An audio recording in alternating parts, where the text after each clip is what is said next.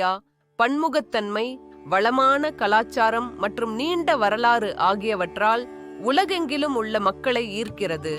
India என்பது வெறும் நாடு மட்டுமல்ல, அது ஒரு கருத்து, ஒரு வாழ்க்கை முறை.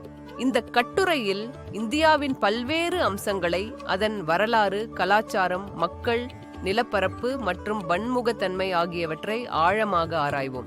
இந்தியாவின் வரலாறு மிகவும் நீண்டது மற்றும் சிக்கலானது.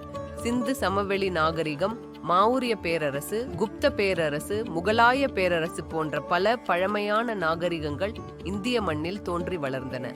இந்த நாகரிகங்கள் கணிதம், அறிவியல், கலை, இலக்கியம் போன்ற பல்வேறு துறைகளில் சிறந்து விளங்கின. பிரிட்டிஷ் ஆட்சியின் கீழ் இந்தியா நீண்ட காலம் இருந்தது. இந்தியர்களின் சுதந்திர போராட்டம் உலகிற்கே முன்மாதிரியாக அமைந்தது.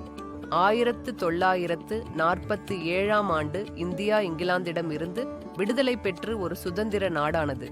இந்தியாவின் கலாச்சாரம் மிகவும் பன்முகத்தன்மை வாய்ந்தது. இங்கு பல்வேறு மொழிகள், மதங்கள், இனக்குழுக்கள் வாழ்கின்றனர். இதன் காரணமாக இந்திய கலாச்சாரம் மிகவும் வண்ணமயமாகவும் பன்முகமாகவும் உள்ளது. இந்தியாவில் இந்து மதம், இஸ்லாம், கிறிஸ்தவம், சீக்கியம், பௌத்தம் போன்ற பல்வேறு மதங்கள் பின்பற்றப்படுகின்றன. ஒவ்வொரு மதத்திற்கும் தனித்துவமான பண்டிகைகள், வழக்கங்கள் மற்றும் நம்பிக்கைகள் உள்ளன. இந்தியா உலகின் மிகப்பெரிய ஜனத்தொகை கொண்ட நாடுகளில் ஒன்றாகும். இந்திய மக்கள் தங்கள் பன்முகத்தன்மைக்கு பெயர் பெற்றவர்கள். இங்கு பல்வேறு இனக்குழுக்கள், மொழி பேசுபவர்கள் மற்றும் கலாச்சாரங்கள் வாழ்கின்றனர்.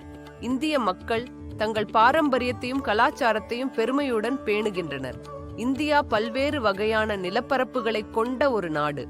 இங்கு இமயமலை, கங்கை சமவெளி, தக்காண பீடபூமி மற்றும் கடற்கரைகள் போன்ற பல்வேறு நிலப்பரப்புகள் காணப்படுகின்றன. இமயமலை உலகின் மிக உயரமான மலைத்தொடர்களில் ஒன்றாகும். கங்கை நதி இந்தியாவின் புனித நதியாக கருதப்படுகிறது. இந்தியாவின் மிகப்பெரிய பலம் அதன் பன்முகத்தன்மைதான். இங்கு பல்வேறு மொழிகள், மதங்கள், இனக்குழுக்கள், கலாச்சாரங்கள் மற்றும் பாரம்பரியங்கள் ஒன்றோடொன்று இணைந்து வாழ்கின்றன. இந்த பன்முகத்தன்மை இந்தியாவை ஒரு தனித்துவமான நாடு ஆக்குகிறது. இந்தியா ஒரு வியக்கத்தக்க நாடு.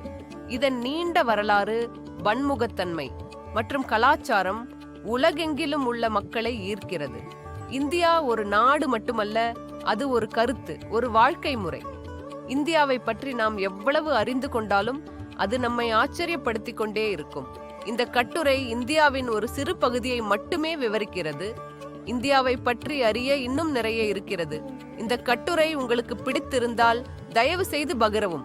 நன்றி.